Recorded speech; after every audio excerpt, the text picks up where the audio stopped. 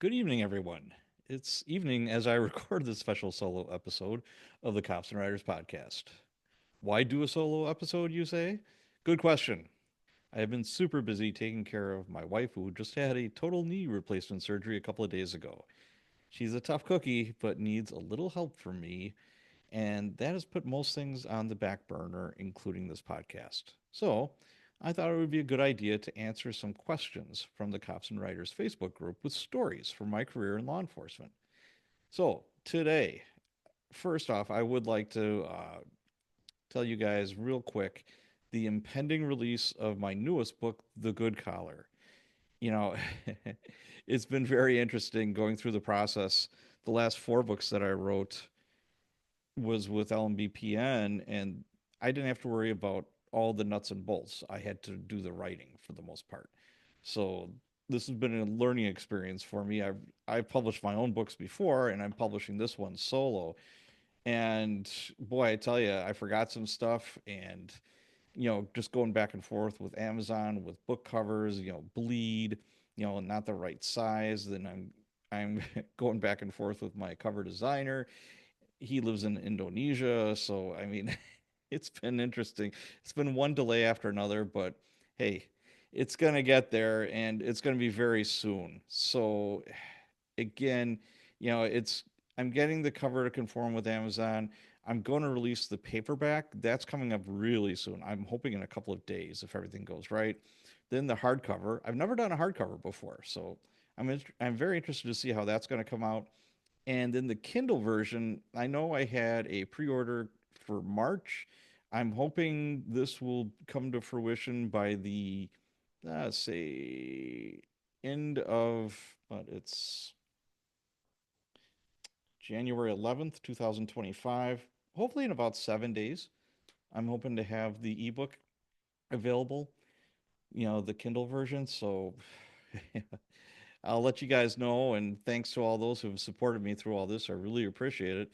And I've already had some reviews have come out over on Goodreads. Can't put them up on Amazon yet because the books aren't live. But on Goodreads, which is tough, my average is 4.5. So I'll take it. Thank you to everyone who was a beta or an ARC reader or anybody who has helped me through this. I really, really appreciate it. I'm super excited about this story. I think it's really going to do well. Everybody I've talked to, just in going to conferences, book signings, etc., people are like genuinely excited about this story. So, I'm excited as well. I haven't been this excited about a book since I started publishing over 10 years ago. So, I'm really, really psyched. I hope you guys like it, and I will keep you in the loop and let you know. So, let's get to the Cops and Writers Facebook group. And Fred Snyder asks, current day, United States. How much, what kind of paperwork is involved if a federal officer, FBI, U.S. Secret Service, DHS, draws his or her gun, but doesn't fire it, just draws it? Well, there's a variety of answers. And one that stuck out in my head was Rick McMahon, who I called the Swiss Army knife of law enforcement because he's worked Secret Service. Rick was with the Secret Service the longest. I think it was over 20 years, but he started at a local police department and he worked at ATF, I believe, for a little while. And then he transferred over to the Secret Service. Rick is a great guy. He is retired, living the good life down in sunny Florida, and I wish him nothing but the best. And he's been a big help to me and this group numerous times. And I've had him on the podcast. Great guy. But I'll tell you a real quick story. Most departments, now I'm talking local, not federal. And you know what? I'll back up a little bit. With federal, there are going to be some federal officers, say with the FBI or other agencies, that has never drawn their weapon in the field you know, unless they're qualifying, at a range or something like that, because that's not their jam. That's not their thing. Think about, the FBI agent that's doing human trafficking and is behind a computer all day long, tracking down these you know, horrible people. that are trafficking people or, financial crimes, etc. It it doesn't happen very often or at all for some agents.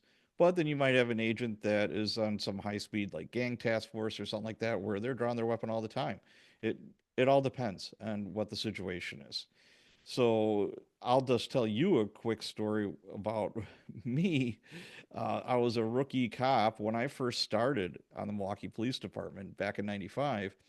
You could draw your weapon, and as long as you didn't fire it, there was no use of force. You didn't have to call a boss or anything like that.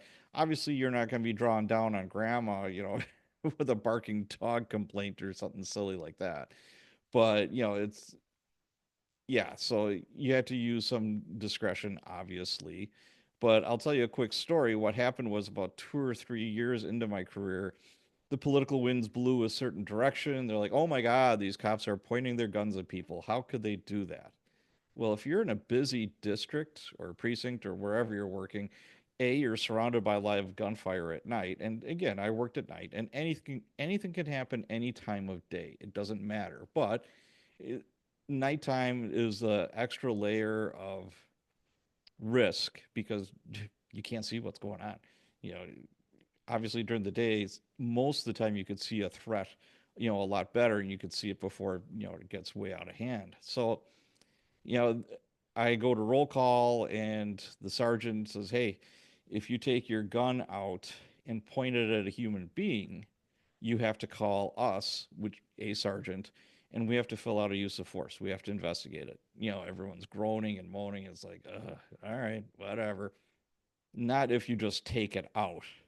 If you just took it out to like clear a building or something like that, it was just if you pointed it at a human. So the first or second call my partner and I got that night was a man with a gun. And they said, oh, what was the description? It was a Hispanic male, about early 20s, wearing, a black t-shirt and black jeans at the corner of whatever intersection in the middle of the street, waving a gun around. It's like, okay. Now there's a couple of calls, so that means that's probably real.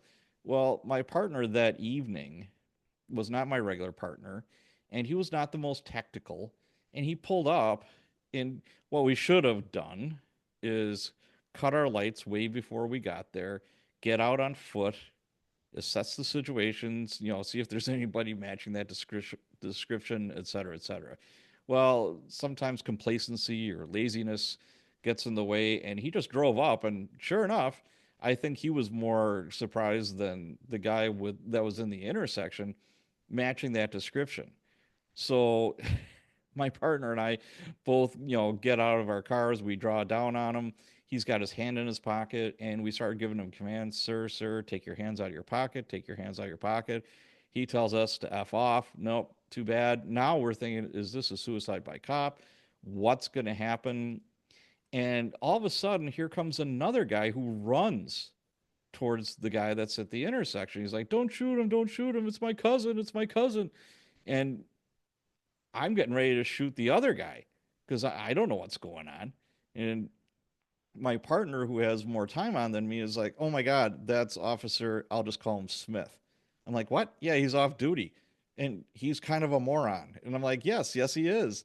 Don't shoot him. He's my cousin. And we're like, so we lower our guns, and then finally, we get up to him, and this officer that was off duty, now that adds an extra layer because now anything off duty, we got to call a boss for that. So we got to call a boss for pointing our guns at people, at this guy, and which is easily explained. I mean, we were more than justified. We could have legally, morally, and lawfully shot this individual because he was refusing to take his hand out of his pocket. Obviously he was agitated, and we had to report this guy had a gun. But we did not shoot him. So we finally get him to calm down, take his hands out of his pockets, and we arrest him. He did not have a gun. He got kicked out of a bar on the corner, and he said he was going to shoot up the bar, yada yada yada. So we arrest him for disorderly conduct, and we look at this cop, and we didn't say over the air that this off-duty cop was there, and says, "Why don't you get out of here? You're just causing more trouble than anything else.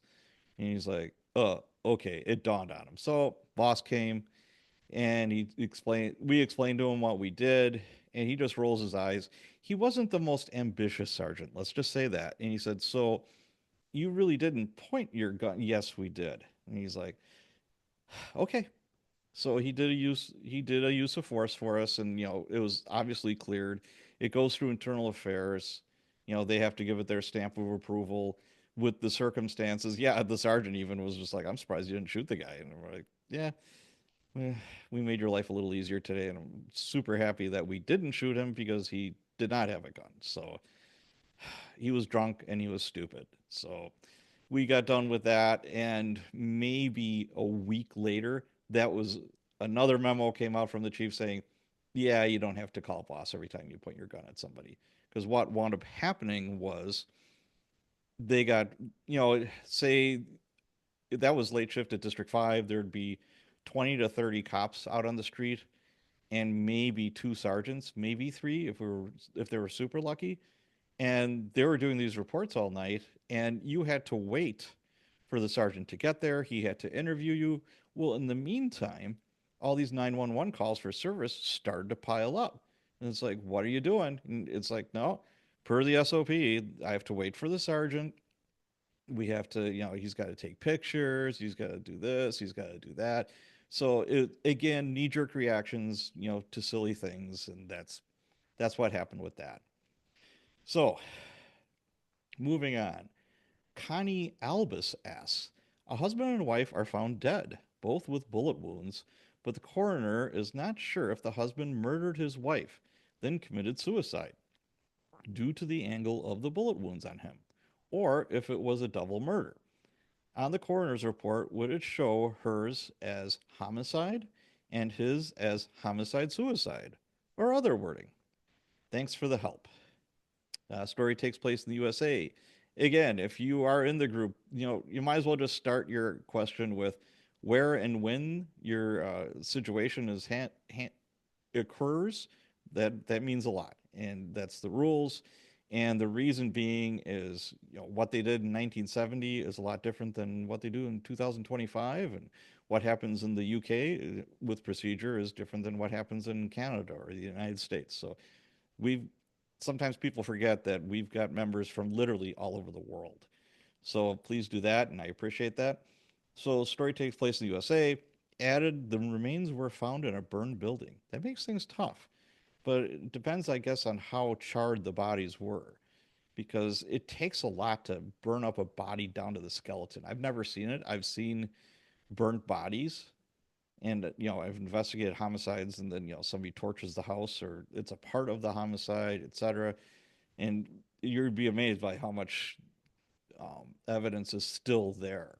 But Rick Rybecki and Scott Morales did a great job answering, and I added, we never assume anything.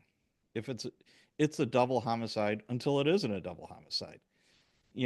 There's a phrase in law enforcement called totality of the circumstances, and that comes into play here. Were there any the things that you have to think about were there any 911 or domestic violence calls at the address? Did they find a gun? If so, where was it? So, if the gun was still, like, say, in the wife's hand, well, maybe she killed him. You can't, just because it's a husband and wife doesn't mean that the husband killed the wife. I've been to more than one homicide where a woman has killed a man. Most of the time, it is a man killing a woman, but not all the time. So, then you also have to ask, is there a motive, such as an impending divorce or other problems? Any history of calls of one of them having a mental illness crisis? Was there a note? I know there was a fire, so that'd be tricky, but for something like this, we would be looking for a note. Then you have to do the investigation. Is there witness statements? You're going to be knocking on doors. Hopefully, somebody has one of those ring doorbell things if there's things going on outside that would be of help. And, I've had homicides where there was multiple victims, but I've only had one murder suicide. And that one it was in the slowest district during the day of the city, and I get called it came over the air as a double shooting, and we're like, that's odd, because this neighborhood almost never has any crime. So I get there with a couple of other cops, and there was a woman behind the wheel of a minivan. She had been shot in the head, and like parts of her brain matter were oozing out. I'll never forget it, she was in a minivan, and she was still holding onto the steering wheel, and her head was down, and she had a hole. It was above an eye, I believe. Yeah, it was above one of her eyes. And then there was a man on the grass next to her with a revolver, and he had a hole in his temple, and he was also dead. Unfortunately, one of my cops on the scene was friends. His kids were friends with their kids. So, and he knew them, and he was pretty shook up by that. So, in a situation like that, obviously, we're going to get the cop out of there. He does not have to be a part of any of this, he or she. Yeah, if you have a personal involvement, you just get them out and make sure that they're okay. But the biggest issue with this was, and it was a horrible scene, but the cop was helpful as far as I'm like, do you know if there's any grandma or grandpa or anything like that? And he says, no, they don't have any relatives living. And I'm like, oh my God, they have two little kids in grade school that are in school right now, and they have no idea mom and dad are both dead. So this is a time where I called our sensitive crimes division. A homicide comes out and investigate this as a homicide, and the initial re- the initial response, with the totality of these circumstances, it did look like a murder suicide. But again, it's two murders until we have every all of our ducks in a row. But what happened was I called our sensitive crimes division. I said, somebody's gonna have to talk to these kids. So we have forensic interviewers that are specially trained in interviewing children, especially, when they're victims mostly of, any type of crime, or if they were a witness to a crime. They go through all kinds of special training, etc. And I thought, well, this is probably a good idea to have them along. So I don't know what happened after that. I didn't want to know. And that was one of the advantages of being a sergeant. I mean, yeah, I was a sergeant then. That was my scene. But I don't spend days and days on it like a homicide detective will. Because there's another 911 call waiting for me, down the road. So I never found out exactly what happened, why they did what they did. I talked to the officer, a few times about it later, and he says, yeah, they were having all kinds of marital difficulties, and things were at a boiling point. And I'm like, yeah. So that's how, and it was determined that he shot her. She was trying to get out of there, and he shot her before she could put her minivan into gear. So that was a heartbreaker. It was horrible. So, next question. Allison Holland Ray asks, in modern times, Portland, Maine, I have a suspect who is pointing his gun at two bystanders, while three officers all point their weapon at him. What is protocol to getting him to drop his weapon? Right now, I have written that the officers are talking to him and they put their weapons down to show they are willing to talk. I have had several instances where someone was point. Oh God, I yeah, I'll stop right there. You know, protocol to get him to drop his weapon. Whatever the cops are going to do, the first thing they're not going to do is drop their weapons. So now you have three cops without a gun. If you have anyone that is pointing their gun at somebody else, if you have a clear shot, you have to take it. You don't have a choice. You have to protect others' lives. So, yeah, yeah, that, yeah. So, with that, if the officers have a clear shot, they're going to take it. There isn't going to be a whole lot of talking if because if this person has a gun literally pointed at someone else, half it could, bad things can happen in under a half a second. So this isn't going to be a long drawn out whatever. They're going to take the shot. I've had several instances where someone was pointing a gun at someone else, but I didn't have a clear shot. One of the most stressful ones I think back on was a vet with PTSD who had pointed his gun at his wife, took off in his pickup truck with his pistol. And his last thing he said to his wife was, I'm going to shoot it out with the cops and anyone else who gets in my way. So, unfortunately, we were super busy. The only two squads that were available were me and another sergeant that was in another squad. He made it to the house. He talked to the wife. I was like on the other side of the district. So what happened was he confirmed the story. He says, "Yeah." She said, "Yeah, he's got a pistol. He was going to shoot me. He's been having a really hard time with PTSD lately. He's a vet." And we're like, "Oh my God, this is not a good call.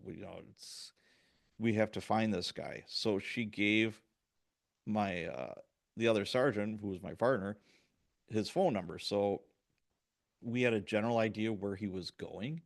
And then before you know it, the other sergeant gets up on the air and says, "Hey, I'm following that pickup truck right now." And I'm like, "Oh, shoot. Okay. I'm like 4 or 5 blocks away. This is perfect." So he pulls over this guy. And what happened was, he's talking to him on the phone. He says, "Yes, I have a gun. Yes, I did point it at my wife. I wanted to go out in a blaze of glory today, etc." So the sergeant that I worked with was really good at talking to people, like all good cops are. And he started, they call it de-escalating. But then abruptly, this gentleman gets out of his pickup truck. And at the same time, I found some really good cover and concealment, and I had an M4 rifle. And the thing that I'm leaving out of this whole scenario is this guy in the pickup truck that said he was going to go out in a blaze of glory and shoot it out with everybody pulled up in front of a school. It was a great school. So we're like, oh my God, this couldn't have been a worse spot. So I'm thinking to myself, I'm going to have to take this guy out. And I don't want to, but if he produces a weapon and if he goes towards that school, I can't let him get in that school. So I have an M4 rifle with an EOTech sight. And for those who don't know, it's a ghost ring. And I had the ring on this guy's, center mass. And I took the safety off the rifle. And when he got out of the truck, I didn't know if he was going to try to shoot my partner or go to the school. So my finger started transition to the trigger. I had never been more, no, I shouldn't say never, but this is one of like the top five worst scenarios I've ever had as a cop. And thank God he just gave up. He did an about face towards my friend. He had his hands up in the air, and we were able to do the surrender ritual. And he put his hands behind his back. We called him back, and he just gave up. And he did have the pistol with him. So once he was handcuffed and we got the gun, that was a gigantic sigh of relief. No shots were fired, but the very last thing we were thinking of was putting down our guns to talk to him. That's just in the movies. That's make believe and pretend. That does not happen in real life. So please keep that in mind. You see these stories with negotiators that are popular on television or whatever. And the first, I'm going to go in without my gun. Well, first of all, negotiators don't go in anywhere. They'll try to talk to you. There'll be a throw phone or they'll get a cell phone. Most negotiators are literally blocks away from the situation and they're getting intelligence, but they're not going to be like right in front of like the hot zone or where this thing is happening. They're going to be close, but they're not going to be right there. And usually negotiators work in teams. I guess I could talk about negotiators all day long. But yeah, negotiators work in teams because, you know, it's very stressful and it's tiring. I interviewed Gary Nessner. He was the lead FBI agent during the Waco standoff. Very interesting. If you're interested, I don't know the exact number of the episode, but great guy, very interesting to talk to. But in the TV show, they show him more or less like right there, but he says, no, we were in a trailer like 2 blocks away. And they were almost too far away. I remember him saying that our intelligence on what was going on wasn't always, crystal clear. So you kind of have to find that sweet spot. But dropping your gun to talk to somebody is the very last thing we are going to do. So I hope that has helped. And thank you for joining me for this special solo episode. If you would like something like this again, if you would like me to take more questions, I'd be more than happy to answer those. And I always like to mix in a little bit of a story as well. I think people are very receptive to that. So until next time,